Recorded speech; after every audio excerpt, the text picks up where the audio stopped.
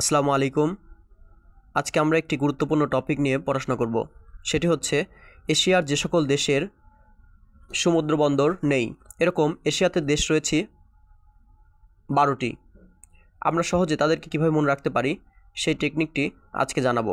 শুরুতেই আমি দেশগুলোর নাম বলছি: Afghanistan, Azerbaijan, Armenia, Mongolia, Kazakhstan, Kyrgyzstan, Nepal, Bhutan, Uzbekistan, Tajikistan, তুর্কমেনিয়া, Laos. আমি প্রথমে মনে রাখার ছন্দটি বলছি এবং পরে তা বুঝিয়ে বলছি।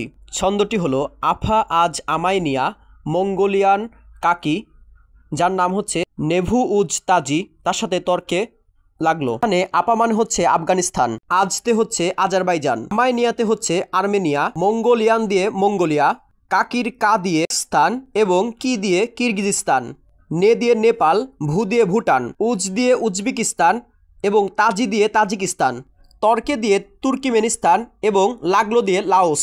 আবার বলছি: আপা আজ আমায় নিয়া মঙ্গোলিয়ান কাকি, নেভু উজ তাজি, সাথে তর্কে লাগলো। এই ছন্দটি বারবার পরে আয়ত্ত করতে পারলে এশিয়া মহাদেশের নদীবন্দরহীন দেশগুলোর নাম মনে রাখা যাবে খুব সহজেই। ধন্যবাদ। এরকম আরও ভিডিও পেতে চাইলে সাবস্ক্রাইব করে পাশে থাকুন।